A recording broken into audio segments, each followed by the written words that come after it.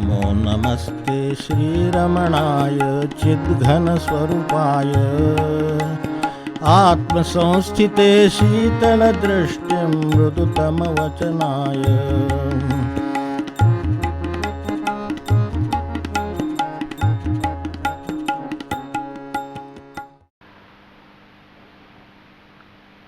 गेल्या वेळेला रमणांच्या पुण्यतिथीच्या निमित्ताने ही रमणांच्या उपदेश साराची काही कल्पना आपल्या समोर असावी यासाठी सुरुवात केली। त्यातली काही प्राथमिक भाग पाहिला, थोडंसं रमणांच्या तिथलं जीवन आपल्यासमोर असावं ह्याच्यासाठी काही भाग पाहिला। तो तसा पाहत राहावा लागेल असं वाटलं, कारण हे उपदेश जर समजून घ्यायचे ते खरं सांगायचं तर अशा मंडळींच्या ठिकाणी प्रत्यक्ष आचरणातून जास्त, त्यामुळे उपदेशाचा जर दुसरी बाजू असेल तर त्यांचं आचरण आहे, आचरणाची दुसरी बाजू असेल तर ते उपदेश आहे। त्यामुळे असं ते अभेद आहे। आणि दुसरं थोडं आपल्याला याच्यात थोडासा त्रास आहे, ही गोष्ट खरी आहे, कारण ते अगदी मुचकं सूत्रबद्ध असं बोलतं। फार त्यांनी कधी वर्णाच्या ह्याच्याखाली आपल्या नेहमीच्या त्यांची जी काही स्थिती आहे तिथून त्या अर्थाने खाली आली नाहीत। कोणाच्यावरही त्यांचं अगदी पशुपक्ष्यांपासून झाडापिडांच्यापर्यंत सर्वांच्यावर त्यांचं तितकंच प्रेम होतं, आपल्याला कल्पना आहे। आणि ती बाजू त्यांना नव्हती किंवा तशा तऱ्हेचे त्यांच्याकडे एक कोरडेपणा होता किंवा हे होतं असं काही, त्यांना खूप हे होतं। म्हणजे आपल्याला माहिती आहे की कितीतरी ही वानर आज आले वरती मंडळी, तर ते जे काय आले तर तशा पद्धतीचं कोणाला काय झालं त्याचा उपचार, त्याला ते बसायची ती, हे सगळं मोराला लागलेलं आपल्याला अनेक घटना अशा त्यातल्या माहिती असतील चरित्रामध्ये। मोर आजूबाजूला फिरत असायचे, त्यांना कुठं काय लागलं काय झालं त्यांच्या पद्धतीने त्याला खायला प्यायला घाल, तिथं काय औषध पाणी कर, हे सगळं रमणाने करावं। याच्यात आपल्याला लक्षात येतं की ज्ञानाची किंवा ध्यानाची कितीही पातळी गाठलेली असेल तरी जे प्रेम मनुष्याच्या ठायी आहे, जो भूतदयेचा किंवा एकात्मतेचा भाव आहे तो तसाच राहतो। आणि अशांच्या ठिकाणी उलटा तो जास्त प्रकर्षाने राहतो। एखादा सामान्य मनुष्य एक वेळाकडे दुर्लक्ष करतो, म्हणजे होईल काहीतरी, तर तसं ते होईल काहीतरी म्हणून येते, ते त्याचं काय करायचं ते पूर्ण होईपर्यंत उलटं त्यांचं लक्ष असतं, त्याचं झालं का बघा। म्हणजे कोण असेल तर एखादा प्राणी, मनुष्याचं तर बघतीलच पण त्याच्याबरोबर प्राण्यांचं बघतील। आता मनुष्याच्या पातळीवरच्या त्यांच्या अपेक्षा वेगळ्या राहतील, प्राण्यांच्या बाबतीतल्या अपेक्षा वेगळ्या राहतील। त्या ह्या सगळ्या प्रवाहामध्ये त्यांचे हे ओळखून आहे, ते स्थान किंवा त्याच्यातलं त्यांची क्षमता हे ओळखून आहे।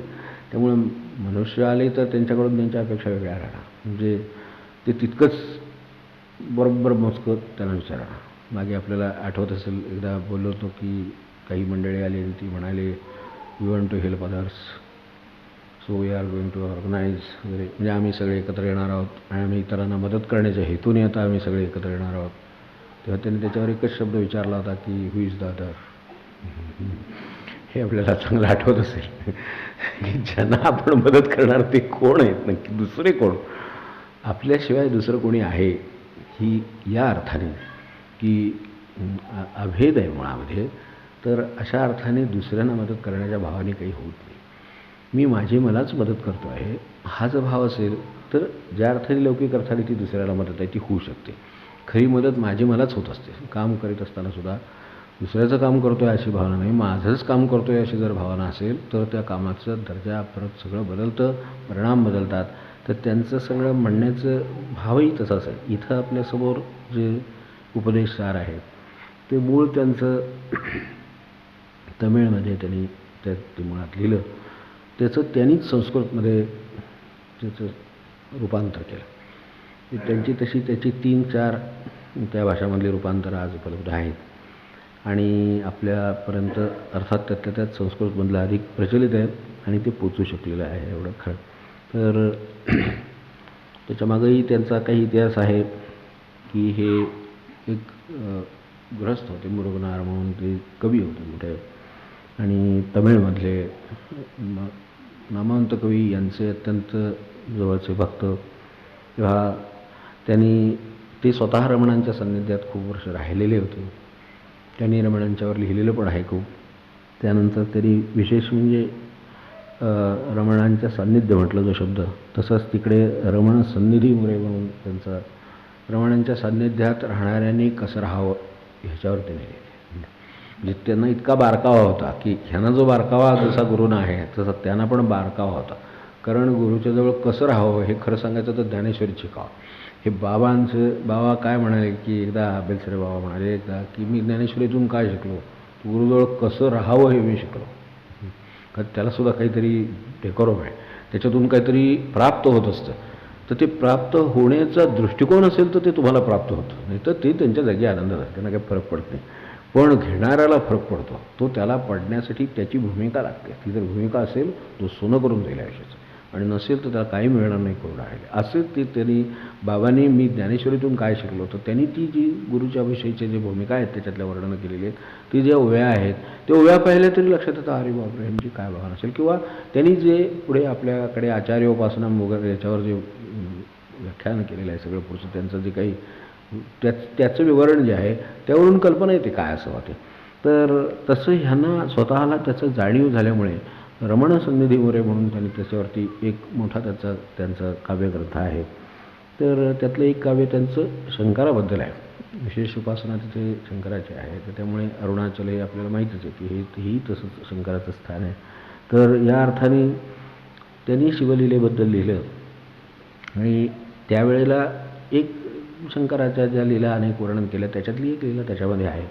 आणि त्यात ऋषींचं जे त्यांच्या यज्ञ या कर्म तप काय जे असेल त्यांचा मार्गज्ञान या सगळ्याचा त्यांना गर्व झाला, आणि तो त्याचा परिहार करण्यासाठी जी शंकरांनी लीला केली त्याचे एक घटना पुराणामध्ये आहे.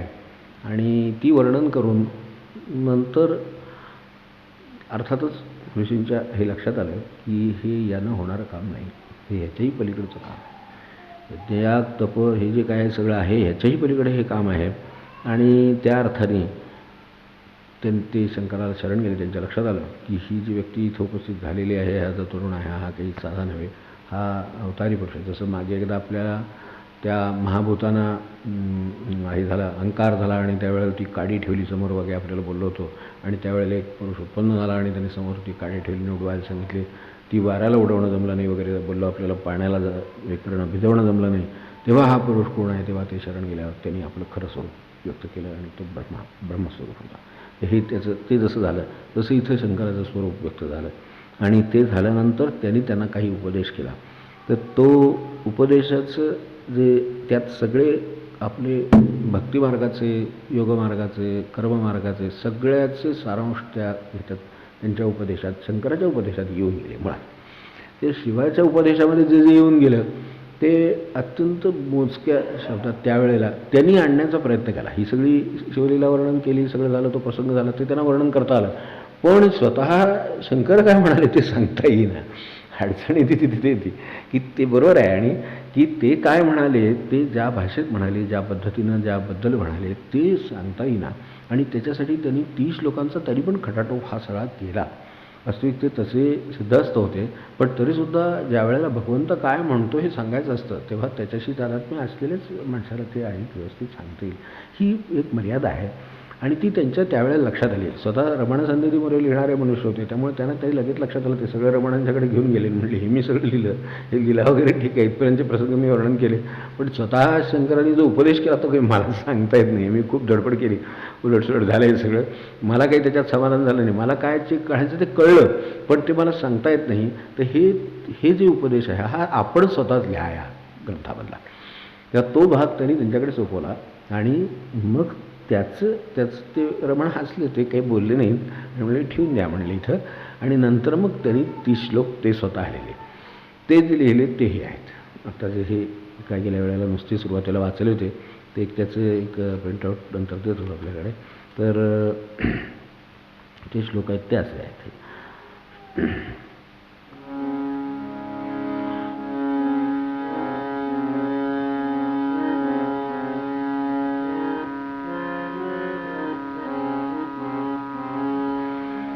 वास्तविक रमण स्वतः शिकलेले नाहीत त्या अर्थाने, शाळा सोडूनच गेलेले होते मुळातच. आपल्याला माहिती की ज्या वेळेला ते गेले त्यावेळेला त्यांनी बघितलं प्रभूवीणं कोणाकोणाचं आले त्यातलेच प्रकार की ते त्याच परिस्थितीत ते बाहेर पडले. आपण रमण चरित्र आपल्यासमोर आहे.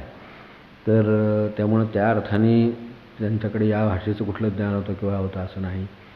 हे गणपती मुनी जे शास्त्री जे बुवा जे होते ते संस्कृतचे विद्वान होते. ते त्यांचे शिष्य म्हणून तिथे राहिले. त्यांच्या सहवासात राहून राहून त्यांच्या कानावर काय पडलं असेल ते पडलं असेल. यांना काही कानावर पडण्याची गरज होती अशातली भाग नाही आणि त्यातून येतं असंही नाही. त्यामुळे पण ह्यांनी स्वतःच हे सगळे श्लोक लिहिले. ते सगळे थेट संस्कृतमध्ये लिहिले. ते ज्या वेळेला त्यांच्याकडे गेले ते कोणीतरी गणपती शास्त्रींना पाठवले, मुनींना पाठवले. हे जे 30 श्लोक व रमणाने असे लिहून दिलेत ह्याच्यात सगळा उपदेश शंकराचा सारांशाचा आलेला आहे. तर ते आपल्याला काय वाटतं असं, कारण ते संस्कृतचे पंडित होते सगळेच, म्हणजे गद्यपद्यात सगळ्यात त्यांना उत्तम गती होती. तर त्यांनी फक्त एकच म्हटलं की हे सगळं मानवी काम नाही, हे केवळ रमणच करू शकतात. आणि त्या शेवटी त्यांनी फक्त एकच शब्द त्याच्यामध्ये सुचवला की याच्यात आपल्याला काय सुचवावं असं वाटतं असं रमणाने त्याच्याबद्दलही विचारलं होतं. तर त्यावर त्यांनी फक्त शेवटी अगदी शेवटचा एक श्लोक आहे त्या श्लोकामध्ये त्यांनी एक शेवट ओळीचा म्हणजे 2 ओळीचं हे आहे. तर त्याच्यातल्या दुसऱ्या ओळीचा जसा चरण असतो, ओळीचा अर्धा चरण, आपल्या ओळीचा शेवटचा चौथा चरण अर्धा जो असतो तो तसं ते तिथे फक्त रमणवागीयम असं एक शब्द टाकला होता. ते म्हणले एवढं असू दे, ते काय ते करणार नाही. त्यामुळे आपण केलेलं बरं. ह्या नात्याने त्यांनी रमणवाग म्हणजे रमणांचे हे शब्द आहेत अशा अर्थाचं रमणवागीयम असं त्यांनी शेवट त्याचा केला. आणि रमणानं ते टाकण्यानं जसा फरक पडत नाही तसं न टाकण्यानं जो फरक पडत होतो तसा टाकण्यानेही फरक पडत नाही हे त्यांना ते ओळखणारे होते आणि रमणही त्या भूमिकेत होते. तर त्यामुळे त्यांची प्रस्थान येऊन पुढे प्रसिद्ध झाली. त्यातला हा भाग आहे. कर्तुराज्ञया प्राप्यते फलम कर्म किं परम कर्म तज्जडम कृतिमहौ दधौ पतनकारणं फलमशाश्वतं गतिनिरोधकम् ईश्वरार्पितं नेच्छया कृतं चित्तशोधकं मुक्तिसाधकं कायवाङ्मनः कार्यमुत्तमं पूजनं जपश्चिन्तनं क्रमात् जगत ईषधीयुक्तसेवनम् अष्टमूर्तिभृद्देवपूजनम् अशी त्याची सुरुवातीचे 5 श्लोक आहेत. तेवढे आपल्याला पुरेसे आहेत. कारण माझ्यामध्ये वेगवेगळ्या प्रकारे मार्ग सांगितलेला आहे आणि अत्यंत कमीत कमी शब्दात सांगितलं आहे. कर्तो आज्ञया प्राप्यते फलम. आता थोडं आपल्याला थोडासा त्रास होतो. नेहमी आपण असं म्हणतो की कर्म आहे त्याला फळ आहे, ते तिथपर्यंत मान्य आहे, त्यांना पण मान्य आहे ते सगळं. कर्मफळा सिद्धांत कोणीच अमान्य केलेलं नाही आणि तो अमान्य करण्यासारखा नाही. पण सत्य त्याच्यात काय आपण अमान्य करणार, तर तो तसाच आहे. पण त्याच्याही पलीकडे जाऊन त्यांना जे म्हणायचं आहे ते थोडं आपल्याला आणखीन चालना देणार आहे विचाराला की खरोखर कर्म ते म्हणतात कर्माचं कर्म फळ द्यायला समर्थ आहे का. त्या अर्थाने कर्म फळ देत नाही. त्याचं जे आपल्यासमोर समवी जी आहे ती भाषा ठेवतो म्हणजे आणखीन सोपं होईल वाटलं तर. फळ खरे जीवा देव देतसे कर्म श्रेष्ठना कर्म जड असे. हे जे आत्ता हसलं कर्तुराज्ञया त्याचं हे समजलोक आहे. फळ खरे जीवा देव देतसे कर्म श्रेष्ठना कर्म जड असे. असुनी नश्वर मुक्ती अडविते कर्मसागरी फळच बुडविते. कर्मसागरी फळच बुडविते असुनी नश्वर मुक्ती अडविते कर्मसागरी फळच बुडविते. कृतिमहौ दधौ पतनकारणं फलमशाश्वतं गतिनिरोधकं. त्याचं इकडे आहे. ईश्वरार्पितं नेच्छया कृतं चित्तशोधकं मुक्तिसाधकं. ईश्वरार्पित अन्निरिच्छते चित्तशुद्धि मुक्ती साधते. हे कळायला सोपं झालं. आणखी काय वाङ् मनः कार्यमुत्तमं पूजनं जपश्चिन्तनं क्रमात्. देहवाणी मन कार्य उत्तम पूजने जप चिंतन क्रम. जगत ईषधीयुक्त सेवनम अष्टमूर्तिभृद्देव पूजनम. ईश बुद्धीने जगत सेवन अष्टमूर्तिमय देव पूजन. असं त्यांनी कर्माच्या मार्गाबद्दल त्यांचं म्हणणं आहे आणि त्याच्यातल्या भक्तीकडे पुढे ते गेले. तर हे त्यांचं म्हणणं असं आहे की कर्म मुळात जडच आहे, हालचाल आहे, ती जडच आहे, जड स्वरूपाची आहे. किती जरी तिला आपल्याला वाटलं की हे हालचाली आहेत तरी ते मुळात ते आणि त्याचं फळ या दोन्ही जड पातळीवर वावरणाऱ्या जगातल्या वस्तू आहेत. त्या अर्थाने त्या फळ द्यायला समर्थ नाहीत. खरं फळ भगवंत देतो, खरं फळ ईश्वर देतो. त्याला ह्याची कल्पना आहे. तो खरा याचा, जसं खरा करता कोण म्हटलं की त्याचा खरा करता ईश्वर ठरतो. कारण आपण क्रमाक्रमाने मागे मागे जायला गेलो की तो एक माणूस, मग माणसाला सांगणारा, मग त्याचा कोण अधिकारी, कोण त्याला आज्ञा देणारा, असं करत करत शेवटी तो कसा काय, तर त्याच्या मागे शेवटी ईश्वर सापडतो. हे जसं आहे तसं हे लक्षात ठेवायला हरकत नाही की त्यांना या अर्थाने हे जे कर्म आपल्याकडून मिळतात याच्यावर ईश्वराची लक्ष आहे आणि फळ खरं, कर्माचं फळ खरं तो देत असतो. आणि कर्म त्या अर्थाने फार श्रेष्ठ मानण्याचं काही कारण नाही. आपल्या मग जसं लागलेलं आहे, प्रारब्धाने लागलेलं आहे तसं, किंवा आपल्याला दिलेल्या स्वातंत्र्यामध्ये काही आपल्याला करता येत असेल तर ते करावं आणि ह्यापेक्षा कर्मात फार अडकू नये असं त्यांचं म्हणणं. त्याचं फळ ईश्वराकडून मिळणार आहे पण त्यामध्ये फार अडकू नये. याचं कारण कर्माचं जे फळ आहे ते मुळात खरं सांगायचं तर नाशिवंत आहे. जितकं कर्म नाशिवंत आहे तितकं त्याचं फळ पण नाशिवंत आहे. तुम्ही कसलंही कर्म घ्या, ते फळ नाशिवंत असल्यामुळं आपल्याला त्यासाठी फार जीवाची उलघाल करायचं कारण नाही. त्यासाठी आपण जन्माला आलेलो नाही. जन्माला आलेले ते राहिलेली कर्म करण्यासाठी आलो, पण हे आमचं मूळ ध्येय नव्हतं. ती कर्म करून मला मुक्त व्हायचं होतं. त्या कर्माच्या अडकलेलं आहे ते मुक्त होण्याचं जर होत नसेल तर ही नुसता खटाटोको भयंकर हा तशी अवस्था आहे. तर तशा तऱ्हेनं कितीतरी प्रपंचामध्ये केवढ्या तरी घटना मनुष्य 60, 70, 80, 90 काय वर्ष मिळतील तेवढं करतो, पण त्याच्या वाट्यात शेवटी हे नश्वर फळ पडतं. ते नश्वर आहे हे अनेकांना मृत्यूमुळे कळतं, कोणाला प्रसंगामुळे कळतं, अपयशामुळे कळतं, निराशेमुळे कळतं, अपेक्षाभंगामुळे कळतं. ह्या सगळ्यांनी त्याची नश्वरता लक्षात येते. करावंही लागतं कारण मागे ते आपणच केलेले, त्याचं पुढचं आपल्यालाच करावं लागेल. त्यामुळे तितपत ठीक आहे, पण ते तेवढंच त्याला स्थान आहे हे ओळखून राहा. आणि एवढं त्यांचं म्हणणं एवढं की त्याच्याकडे लक्ष का दिलं पाहिजे, तर ह्याचं फळ परमेश्वर देणार हे बरोबर आहे, कर्मजड आहे ही बरोबर आहे, पण हे नाशिवंत असून त्याच्यामध्ये आपली मुक्तीची वाट अडवण्याचं सामर्थ्य मात्र आहे.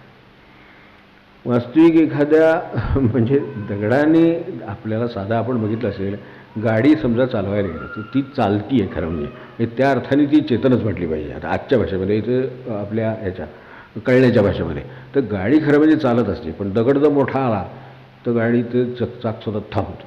आपण म्हणतो मध्ये दगड आहे तो बाजूला केल्याशिवाय जाणार नाही. तुमची गाडी जर एवढी पॉवरफुल आहे आणि तिला जर एवढा जर हे सिस्टीम्स आहेत तर जवळ दगडावरनं जवळ डोंगरावरनं तसं नाही होत. तिला तिचा रस्ता लागतो, म्हणजे त्याच्याशिवाय ती पुढे नाही जात.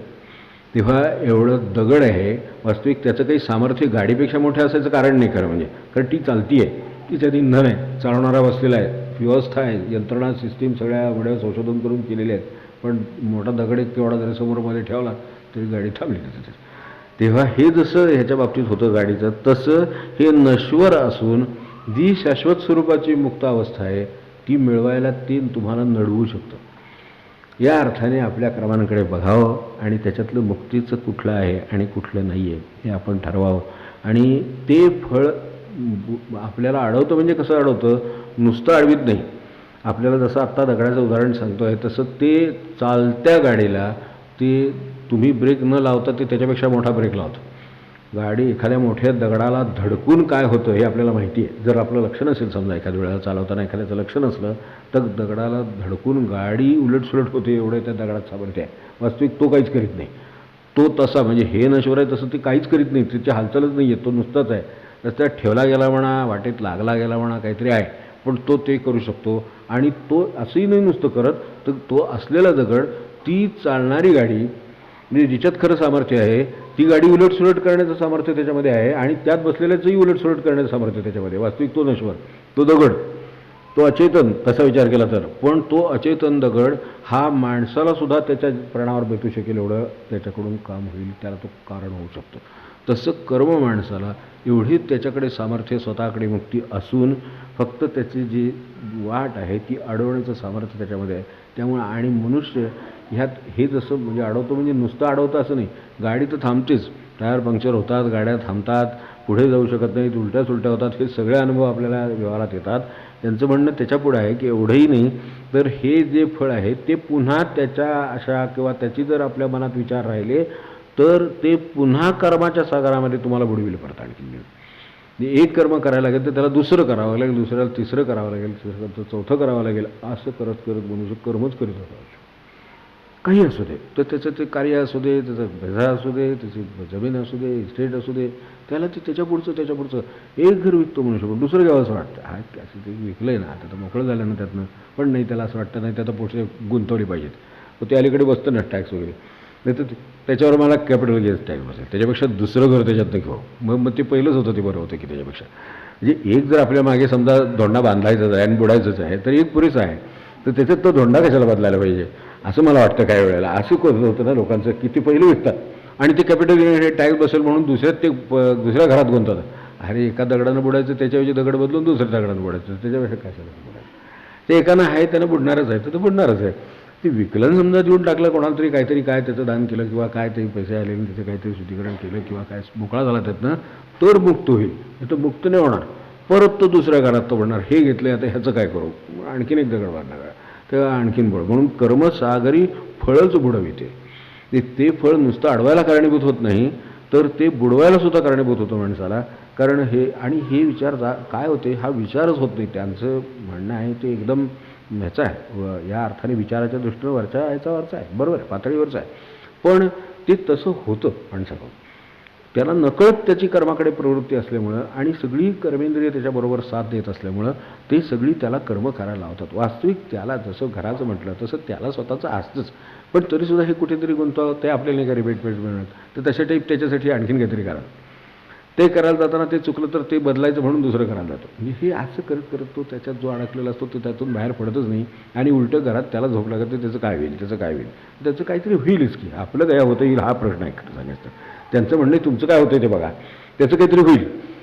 निदान कोणतरी चोर चिलट तरी जाईल, काही नाही झालं तर, म्हणजे जास्तीत जास्त काय होणार तर ते चोरापुरी जाईल हेच ना शेवटी. आपण चाललो आहे चोरापुरी, त्याचं काय.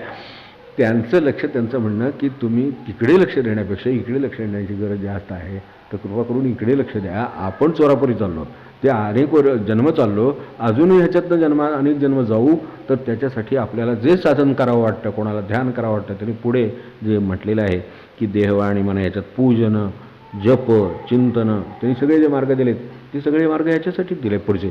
तर हे केलं तर यातून सुटका नाही, तर कर्मातनं माणसाची सुटका होणार नाही शेवटपर्यंत.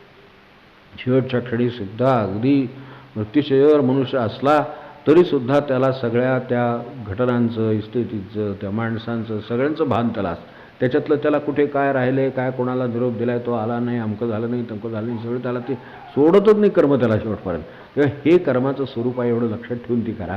मग त्यांना हा प्रश्नही त्याच्यातून निर्माण होतो. मग ते कसं करावं हा प्रश्न आहे. जर असं ते आपल्याला अडकवायला नको असेल, सुटतही नाही आहे आणि अडकवणार हे उघड आहे आणि कर्मसागरी फळं बुडविते, म्हणजे फलम असा होतं गतिनिरोधकम हे जे आहे, असं जर ते माझी गती अडवत असेल आणि मला ह्या कृती महो दधव, ह्या एवढ्या महासागरामध्ये खरोखर कर्माचा महासागर आहे. तुम्ही क्षणभर त्यांनी शब्द वापरला आहे, पण आपण विचार करून बघा की आपण सकाळपासून संध्याकाळपर्यंत केलेली कर्म एवढी एकदा एकत्र करायची ठरवली, किती माणसांशी भेटलो, किती माणसांशी व्यवहार करतो, किती माणसांशी बोलतो, किती कामं करतो, तेवढ्या त्यासोबत एक दिवस आणि एक सामान्य माणूस एवढंच फक्त मी गृहीत धरतो. जी माणसं फार मोठी असतील ती व्यवहार करत असतील त्यांचं सोडाच, संध्याकाळपर्यंत त्यांना ते माणूसच ठेवावा लागतो सगळे व्यवहार लक्षात ठेवायला, तर ती त्याच्या पुढची अवस्था झाली. पण ही सामान्य माणसाची अवस्था आहे. त्याला जर अगदी सकाळपासून सांगितलं ना तर आठवायला लागलं तर त्याला एका वहीचं पान पुरणार नाही, एवढी त्याच्याकडनं कर्म झालेली आहे. काय बोललो हा मुद्दाच वेगळा आहे. कोणाशी बोललो एवढं जरी नुसती यादी करायची ठरवली, कशाबद्दल बोललो तर यादी करायची ठरवली, तर कर्माला महोदधी म्हटलं का म्हणलं असेल ते लक्षात येईल. नुसतं हे नव्हे, सागर नव्हे, महासागर म्हणले कर्माचा. ते कर्माचा महासागर हो असं रोज चाललेलं आहे. आता अशी किती दिवस रोज हे होतं आहे, असं वर्षानुवर्ष होणार. म्हणजे कर्माची केवढ्या प्रमाणात कर्म तयार होतील आणि मनुष्य का मोकळा होत नाही याची कारणं आपल्याला ह्याच्यात सापडतात. ते त्यांनी म्हटले कर्मसागरी फळच बुडविते. त्यात पुन्हा ती फळाचा टॅग असल्यामुळं, त्याच्या पोटी ते करायचं असल्यामुळं फुकट द्यायची आहे नाही स्टेट, तर कोणी त्यावेळी मागे तू प्रश्नोत्तरात नाही का मला विचारलं मला 50 लाख रुपये मिळणार आहेत काय करू वगैरे. काय प्रश्न नाही, उभे राहा चौकात आणि वाटायला सुरुवात. ही गर्दी तुम्ही सुखरूप आलात म्हणजे झालं, परत बाद बाकी काही नाही. म्हणजे इतकं सोपं आहे. पण हे सोडायचा विषय आहे, ते सुटत नाही ना. मग त्यामुळं सुटत नाही म्हटल्यानंतर मग त्याच्यात अपेक्षा आल्या, मग ते बरोबर आलं, चूक आलं, मग निगोशिएशन हे भानगडी किती काय माणसाला. आणि इतकं करून पुन्हा सुखी समाधानी राहावं ते होतच नाही. असं व्हायला पाहिजे होतं, तसं झालं असं पुन्हा वाटतंच परत. हे झालं असतं तर बरं झालं असतं असंही वाटतंच. म्हणजे ही कुठलीच कर्माचं असं आहे. सगळं झालं तरी अगदी मी मागे एकदा बोललो नव्हतो का की लग्न झालं, सगळं झालं, त्याच्या पसंतीनं झालं, तरीसुद्धा त्याला परत वाटतंच. काय वाटतं ते वाटतं आपल्याला माहिती. तर त्यामुळे पुन्हा हे सगळं आहेच. इतकं असून ते घर बांधून अगदी त्याच्या पद्धतीनं पाहिजे तसं त्याचं प्लॅनिंग करून हे करून किती तो खर्च करून पैसा कर्ज सगळं करून पुन्हा घरात जाऊन तो त्या दिवशी 1-4 दिवस तिथं राहिला की त्याला असं वाटतं की काहीतरी थोडं बदल हवं. हे आपलं चुकलं. हे त्यावेळेला लक्षात आलं असतं तर बरं असतं. आता हे काही संपणार आहे का माझा. म्हणून त्यांनी म्हटलं की हा महोदधी आहे, कर्मांचा सागर आहे अक्षरशः. तर त्यात हे आपल्याला बुडवणार. तर या दृष्टीनं आपण कर्माकडे बघावं. आणि त्यांच्या अगदी शेवटी याचं सार म्हणून सांगताना सांगितलेलंच आहे की कर्माकडे चित्तशुद्धीचं साधन म्हणून बघावं लागतं. या वगैरे काही बघू नये. या कर्माने माझं चित्त शुद्ध होतं आहे का चित्तावर भार आणखीन वाढला एवढं बघावं. आणि शुद्ध कसं होईल एवढं बघावं. कारण ते शेवटी साधन आहे. ते आज कर्म हे आपल्याला साधन आहे, एवढी कर्मेंद्रिय दिली तर साधन आहे. तर साधन म्हणून त्याचा वापर कसा करता येईल. की कर्म तर करायचंच आहे, पण ह्या लोकांनी साधन म्हणून त्याचा वापर केला. आता त्यांच्याकडे कर्मेंद्रिय होतीच, त्यांनी ध्यानाचा मार्ग होता, त्यांनी ध्यानाला वापरली. ते आपल्याला माहिती आहे की त्यांचं आपण चरित्रामध्ये बघतो तसं ते मुंग्या येत आहेत, हे येत आहेत, कुठं गेले नाही आहेत, खायला नाही प्यायला नाही काही नाही, अशा अवस्थेत कशा ध्यानाच्या अवस्थेत ते पडून राहत असत. आणि काय त्याच्या अवस्था प्राणीसुद्धा करीत असत. आणि तरी त्यांना त्याचे ते वानावर त्या अर्थाने नसत. ही त्यांच्या ध्यानाच्या काळात त्यांनी केलेला त्याचा वापर, त्यांनी शरीराचा वापर करून घेतला आणि त्यांनी भगवंत गाठला. आता शरीराचा वापर करून भगवंत गाठणं हे कल्पनाच शरीराचा वापर करण्याची आपल्याकडे नाही. शरीर म्हणेल ते करण्याची आपल्याकडे कल्पना आहे. शरीरानं मागितलं की द्यायचं, शरीर नको म्हटलं की नको, असं नाही आहे त्यांचं. त्यांचा शरीराचा वापर करण्याची कल्पना आहे. ती ज्याला साधली त्याला काहीतरी थोडं त्यातलं साधलं. मग आता वापर करतानाचं पुन्हा त्यांना काय अपेक्षित आहे, कौशल्य काय आहे, ते फळाचे जर अपेक्षित आहे काय तुम काय ते सगळं आहे. म्हणून त्यांनी आत्ता जे आपल्याला म्हटला हा श्लोक तो ईश्वरार्पितम त्यांनी कसोट्या लावल्या काही कर्माच्या बाबतीत. तर त्यातल्या 3 कसोट्या समोर ठेवायला हरकत नाही. आणि त्या कोणत्या आहेत त्या या श्लोकामध्ये आहेत. ईश्वरार्पितं नेच्छया कृतं चित्तशोधकं मुक्तिसाधकं. 4 कसोट्या लावल्या. ईश्वरार्पित अन्निरिच्छते चित्तशुद्धी मुक्ती साधते. काही कर्म करायचं झालं तर ह्याच्यात बसून राहा. काही जमत आहे का ह्याच्यातलं की व्यवहाराची कर्म व्यवहाराप्रमाणे चालली ही बरोबरच आहे. चित्ताचं काय होते त्या कर्माने हा प्रश्न आहे. त्या कर्माने चित्तावर भार वाढला का कमी झाला, ते कोणत्या भावनेनं केलं. ईश्वरार्पित. इथे त्याच्या 4 कसोट्या दिल्या की ईश्वराला अर्पण करण्याच्या भावनेने केलं. हे माझं कर्म जे आहे. आता आपोआप कर्माला चाळणी लागते. कर्माला कसोटी आपोआप ते कसोटीवर घातलं जातं. कारण असे आपण ज्या वेळेला बाहेर बागेमध्ये जातो किंवा हे आता ही फुलं फुलझाडं लावलेली असतात, आपल्याला देवाला फुलं काढून आणायची आहेत, तर स्वाभाविकपणे आपली निवड होतेच. मनुष्य एखादं बावलेलं किंवा कालचं सरळ झालेलं असं फुल काढत नाही. स्वाभाविकपणे त्याच्या मनात येतं की आपल्याला देवाला घालायचं आहे, पूजेला वापरायचं आहे. तर त्यावेळेला स्वाभाविकपणे अगदी ताजं काय चांगलं त्यातल्या त्यात असं जे काय असेल चांगलं ते तो निवडलं जातंच त्याच्याकडनं. एवढी तरी परमेश्वर आतला जिवंत असतो त्यामुळं तो त्याच्यातलं हे निर्माल्य आहे किंवा 2 दिवसापूर्वीचं फुल आहे ते काढीत नाही, म्हणून राहू दे, पडू दे, एक वेळ काढून ठेवील बाजूला. पण त्याला ज्या परीत फुलं ठेवायची आहेत किंवा काय वाटीत फुलं घ्यायची आहेत त्याला काय चार, ती घेताना तो त्याच्यातली चांगल्यात चांगली घ्यायचा प्रयत्न करतो. ही सहजपणे तो करतो. तसंच त्यांनी कर्माच्या बाबतीत करा. म्हटलं तर कळायला इकडून सोपं आहे, म्हटलं तर करायलाही सोपं आहे. फक्त ते म्हणलं की ही सहजता असू दे त्याच्यामध्ये. हे मी जे कर्म करतो आहे हे मला ईश्वराला अर्पण करायचं आहे. काय मी खणलं का काय केलं का काय मी व्यवहार केले का काय मी कोणाशी बोललो, कर्माची किती गोष्टी आहेत. सगळी कर्मेंद्रिय आपापले कर्म करतात. मी चाललो, पाहिलं, फिरलं, गेलो, ते इच्छा खाणे पिणे फिरणे ते जे याच्यात आपण ईश्वर साधनामध्ये म्हटलेलं आहे, तर ती जे सगळे प्रकार आहेत त्याचे काही प्रकार त्यात दिले, तर ती जी मी इच्छा करतो ते सुद्धा कर्मच आहे. कर्मच सगळी आहेत. तर ह्या दृष्टीनं ती कर्म मला ईश्वराला अर्पण करायचं आहे. ईश्वरा अर्पितम असं मला करायचं आहे. ते मला कर्म जर ईश्वराला अर्पण करायचं झालं तर हे कर्म करावं का नाही करावं. ईश्वर माझं 3रं 4थं घर घ्यायला तयार होणार का नाही, मला घ्यायचं आहे. पण ते ईश्वरासाठी घ्यायचं आहे, कारण कर्म ईश्वराला अर्पण करायचं आहे. तेव्हा तो कदाचित मागचं विचार केली काय अशी शंका आहे. मग तिथे विचार करायला लागेल, कर्माला चालणी लागेल काहीतरी, की करावं का नाही करावं. आणि त्यामुळं आपोआपच ती कर्म आटोक्यात राहील. तेव्हा ईश्वरार्पित एवढी एक कसोटी लागली तरी कर्माला कितीतरी कामं कर, आणि लक्षात आपल्या येईल की आपली कितीतरी कामं कमी होतात. त्यामुळे ते जर ईश्वरालाच अर्पण करायचं आहे तर जशी काही फुलं काढली जात नाहीत आणि काही आवर्जून काढली जातात, ती आवर्जून जी काढली जातात तशी कर्म मोजकी निवडक आणि मुक्तीला उपयोगी अशी केली जातात. एक त्यांनी शब्द वापरला पण त्याच्यामध्ये इतक्या गोष्टी आल्या. आणि निरीच्छते, मुळातच इच्छा होती. फळाची तर नाहीच आहे, पण मुळामध्ये कर्म करण्याची पण त्या अर्थाने इच्छा नाही. हे ह्याच्यात काही आता अलीकडे बाहेर जसं म्हटलं जातं की तुमच्याकडे काय ही नाही, मोटिवेशन नाही, तुम्ही अमुक नाही तमुक नाही, तुम्ही ॲग्रेसिव्ह नाही, तुम्हाला हे पाहिजे, तुम्ही म्हणजे थोडक्यात लोकांच्या अंगावर धावून जा आणि एकदा काहीतरी करा, असल्या अपेक्षा झाल्या. ते चालू दे त्यांचं काय चाललं, ते कुठे जाणार आपल्याला माहिती आहे. पण ह्याच्यापेक्षासुद्धा मला स्वतःला आतून त्या अर्थाने इच्छा नाही की हे कर्म करावं असं. आता माणसावर तर वेळ तर येऊ शकते, कर्म करण्याची वेळ येणार, अगदी साधं तहान लागली तरी पाणी पिण्याची वेळ येणार. पण मला इतकं तळमळून पळत जायचं काही कारण नाही. मी 5 मिनिटांनी पेलो तरी चालण्यासारखं आहे, हे होऊ शकतं. म्हणजे तिथे ती जी मूळ जी उर्मी आहे ती शांत असते. तर तिला शांत करण्याचं काम ह्या विचारामध्ये आहे. म्हणून त्यांनी विचाराला खूप मोठं स्थान दिलेलं आहे. ते म्हणतात ती खरोखरच गरज आहे का, काय जे असेल ते माझ्याकडे जे असेल ती सुद्धा माझी कर्मांचीच साठा आहे सगळा. त्याचं म्हणणं हे जे काय प्रारब्ध आहे, प्रारब्ध म्हणजे काय आहे ते म्हणजे, प्रारब्ध म्हणजे काय, तुमचीच कर्म ना. परत प्रारब्ध म्हणजे काय, थोडं दुसरं कोणी ओझं आणलं आणि ते आपण वाहतोय असं काय आहे का. माझीच मी पूर्वी करून ठेवली, ती नाही झाली म्हणून माझ्या भोगायची वेळ आली, किंवा त्यावेळेला मी ही अशी ईश्वरार्पण केली नाहीत म्हणून माझ्या मागं लागली, तीच माझ्या मागं आज लागलेली आहे. म्हणजे कुठेतरी त्याचं मूळ पुन्हा आपल्या त्या कर्माच्या चुकीमध्येच सापडतं. म्हणून कर्मांची काळजी घ्या असं त्यांचं म्हणणं. हे कर्मावर श्लोक त्यांनी एवढ्यासाठी दिले. आणि निरीच्छते, माझी करायची इच्छा नाही पण परिस्थितीमुळे हे करणं भाग आहे. याचा अर्थ एक तर ते प्रारब्धाने असलं पाहिजे, नाही तर ह्या परिस्थितीचा रेटा तसा आहे म्हणून मला ते करणं भाग आहे. पण माझी इच्छा म्हणाल तर माझी इच्छा नाही. आणि जर इच्छा नाहीच आहे पण तरीसुद्धा केलं तर ते मी ईश्वराला अर्पण करणार. भले मला ते प्रारब्धाने आलेलं असेल ते मी केल्यानंतर ते ईश्वराला अर्पण केलं.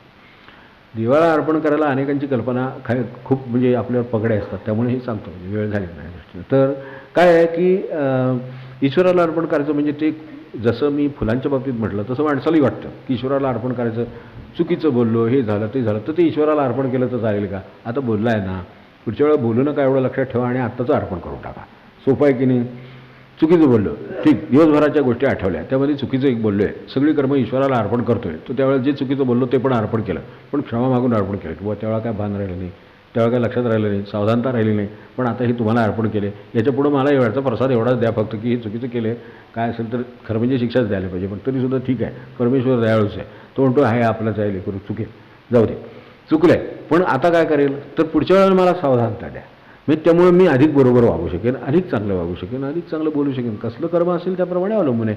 तर ते चांगलं कर्म करेन, चांगलं बोलेन, काय असेल ते मला चांगलं करता येईल. आज मला नसेल जमलं, म्हणजे क्वत कमी पडली, माझी सावधानता कमी पडली, हे झालं माझं. त्यामुळे मी आजचा दिवस असा घालवला कशात तरी, उद्याचं नाही घालवणार, आजचा दिवस असा घालवला हे सांगताना आपल्याला जाणवेल की ही मी अशा तऱ्हेनं कशात तरी घालवलं, काही करून घालवलं. काय मनुष्य पत्ते खेळण्यात घालवतो, कशात घालवतो, मनोरंजन कशातही घालवतो. म्हणजे घालून काय साध्य झालं मुक्तीच्या दृष्टीनं हे आपणच विचार करावा. चित्ताच्या दृष्टीनं काय झालं ते आपणच विचार करावा. मनुष्य नाटक बघतो किंवा काय सिनेमा बघतो, त्याचं कधीतरी त्याच्यावर वेळ आली भावा ठीक आहे माझं काय म्हणणं नाही, पण रोज उठून माझं काही ते रतीब आहे का तो घालण्याचा. किंवा माझ्यावर महिन्याची जबाबदारी आहे, रोजच्या रोज तेवढे 3 तास बघितलंच पाहिजे, असं काही माझ्यावर काही बंधन आहे का? काय 8 वाजले की बसलंच पाहिजे, 8:30 वाजले की बसलंच पाहिजे, काही जपाची वेळ आहे का ती मला सांगा? असं काही नाही आहे ते. पण तितक्या त्याच्यापेक्षा जास्त नियमित केलं ते जर मी केलं तर डोक्यात माझ्या चित्ताला मी भार वाढवून घेणार. त्यांचं कसं होईल याची काळजी आपल्याला लागते. त्यांचं काही होणार नसतं, ते मार्गाने घरी जाणार असतात, ते आधीच गेलेले असतात, ते फक्त आपल्याला झालेलं दाखवत असतात चित्रकट करून ठेवलेलं. मग मी हे कर्म असं करावं का? हे मला अर्पण करायचं आहे. माझं म्हणणं हे पण कर्म अर्पणच करायचं आहे शेवटी, की मी केलं आहे तर ते मला अर्पण करायचं आहे. तर मग हे अर्पण करताना आपोआप विचार केली, आज केलं खरं, पण लक्षात आलं की ह्याचा काही मला काही चित्ताला काही उपयोग झाला नाही, शुद्ध व्हायला उपयोग झाला नाही, शांत व्हायला उपयोग झाला नाही, यांचा काय उपयोग झाला नाही. तर जर झाला असेल तर मी म्हणेन अवश्य करावं दुसऱ्या दिवशी. त्यांना सांगावं उद्या संधी द्या पुन्हा एकदा, काय ते 8:30ला बसायचे 8ला बसायचे, संधी द्या असं म्हणायचं सुद्धा हरकत नाही. जर चित्ताचा भार हलका झाला असेल किंवा मुक्तीला ते उपयोगी ठरलं असेल, त्यांनी 4 गोष्टी दिल्यात: ईश्वरार्पित, निरीच्छ, चित्तशुद्धीला उपयोगी आणि मुक्तीचा उपयोगी, मुक्ती साधणारा. अशात जर बसत असलं तर मागून घेईन, आणि अशात जर बसत नसेल हे माझ्या नंतर लक्षात आलं असेल तर म्हणेन उद्या ही बुद्धी देऊ नका, तर तेवढं त्यावेळेला मला जरा सावधान ठेवा. तो वेळ मी नामात देईन, दुसऱ्या कशात देईन, शांत बसून राहीन, ध्यान करेन, काय बिघडत नाही. तर असं मला करता येईल जेणेकरून माझी शक्ती, चिंतन शक्ती किंवा चित्तावरचा भार हे कमी होईल, चिंतन शक्तीने माझा उपयोग करून घेता येईल. असं थोडा कर्माकडे बघत असावं एवढं त्यांचं म्हणणं आहे. आपणही आपल्या कर्मांकडे असं रोज पाहत राहावं अशी विनंती आहे. कारण हे जसं स्वामी म्हणाले तसं आहे, आपल्या हातात काय आहे, घेतलं उद्याचे मला बुद्धी द्या, उद्या मी चांगलं करतो, आज मला ते जमलं नाही, हे सगळं आज परमेश्वराने ऐकून घेतलं ठीक आहे, पण काळाची मुदत उद्याची असली तर उद्या कोण करणार?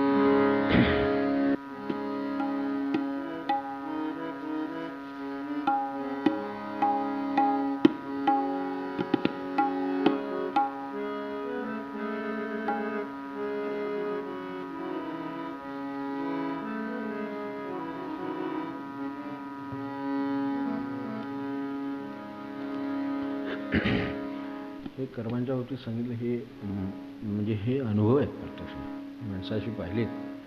इच्छा होती म्हणजे शक्य होतं, इच्छा होती म्हणण्यापेक्षा शक्य होतं, त्यावेळेला गेले नाहीत आणि आता दिसत नाही, त्यामुळे जाऊन उपयोग नाही. देवाला जायचं झालं तरी सुद्धा दिसतंय तोपर्यंतच जायला पाहिजे.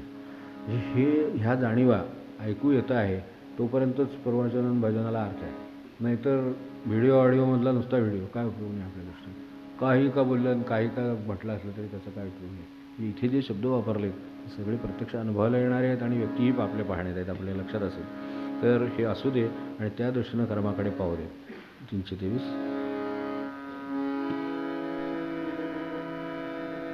नरतनु गेल्यावरुत मनुजा, नरतनु गेल्यावरुत मनुजा, करशील मग काही मनुजा, करशील मग काही मनुजा, हरीचे गुण गाई मनुजा, हरीचे गुण गाई मनुजा.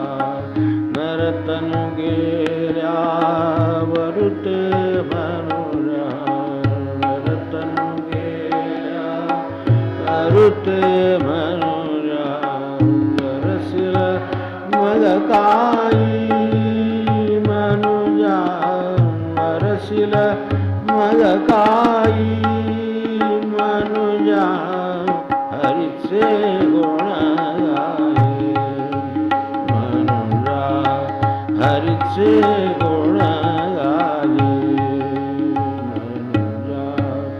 हस्तपाद कर्णादिक इंद्रिय सावध जव काही, हस्तपाद कर्णादिक सावध जव काही, तववरी भगवत प्रसाद सत्वरी, तववरी भगवत प्रसाद सत्वरी, संपादुन येई मनुजा, संपादुन येई मनुजा हरीचे गुण गाई मनुजा हरीचे गुण गाई मनुजा वाणीचा व्यापार निरंतर सारा हा विषयी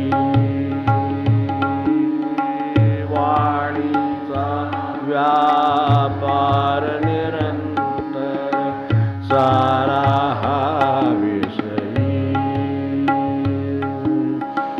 मन चंचल चक्रा परी फिरते मन चंचल चक्रा परी फिरते विषयांचे ठाई मनुजा विषयांचे ठाई मनुजा हरीचे गुण गाई मनुजा हरीचे गुण गाई मनुजा श्री हरि प्राप्ती साठी शरण संता ते जाई